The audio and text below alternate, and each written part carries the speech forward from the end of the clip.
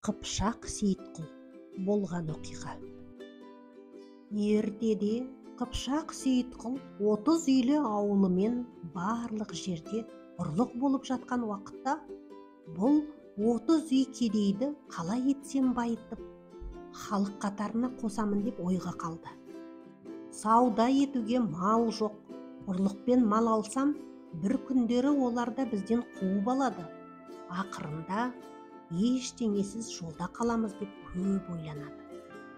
Соның бәрінде шамалап қарап, ақыры бір қиялға түсіп, Сейітқұл әуелі мекен еткендей бір орын іздейді.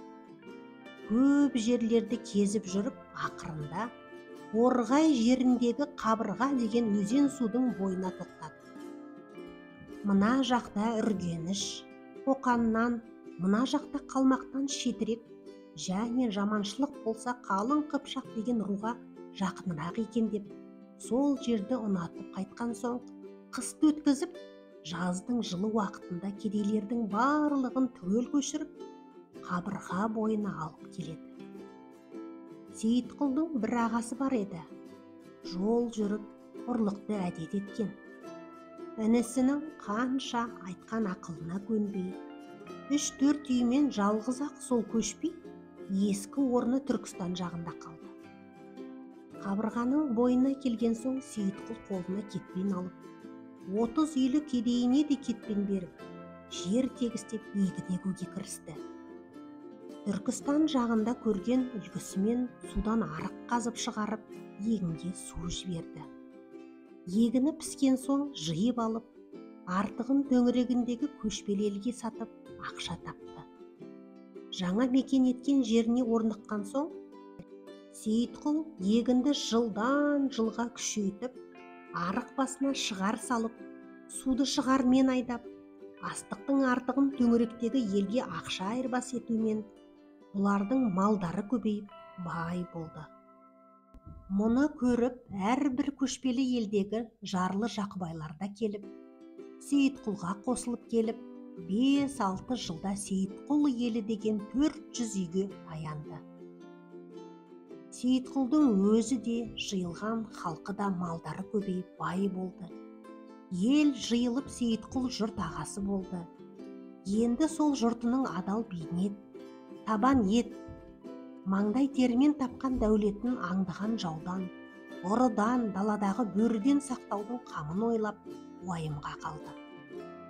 Солардан сақтану үшін Сейітқұл жұртын жиып кеңесіп, судың бір қолайлы жеріне биік қорған салдырды.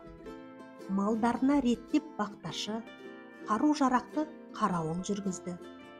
Бұлардың осылайша бір ауызға қарап бекінген, бірлігі мықты халық екенін байқаған соң, малға қызыққан сырттағы көшпелі халықтарда ұрлыққа келе алмады. Бұл жағынан көңілі тыныш болған соң, Сейітқұл енді Бұхара, Қоқанға мал айдатып, ол қалалардан қазақ қолды әр түрлі тауар алдырып, жылда егін піскен уақытта манағы қорғанда жәрмеңке базары болды. Көшпелі халық белгілі уақытта малын, жүн жабағысын, тері терсегін келтіріп, егіншілер оларға астығын, тауарын айырбас етіп, осы қалыпша бір жағы егін, бір жағы саудамен Сейітқұлдың ауылы жұрттан асқан бай болыпты. Манағы Сейітқұлдың ағасы ұрлықпен жұрттың малын ұрлап бай боламын деп жүргенде, Қоңырат қаласында қолға түсіп, кім екені де белгісіз, біреу өлтіріп кетіпті. Қалған мал жанын ұрының малы деп Түркістан әкімдері талап алыпты. Ағасының қасындағы адамдарын Сейітқұл көп жылдар іздетіп, таптырып қасына алыпты екен. Сейітқұл құрметті Тілеу Сейдалин сұлтанның айтуы бойынша 1830 жылдарда өмірден өтіпті екен. Сол данышпан кісінің ақылымен егінді әдет еткен халық Қабырға суының бойында әлі көп. Жарлы болып, өтен кәсіп жоқ кісілер Торғай жанында дереу егінге айналады. Ерінбей азаптанса, бірнеше жылда түзеліп, халық қатарына қосылады екен. Арнаға тіркеліп, қолдап отыруды ұмытпаңыздар. Рахмет.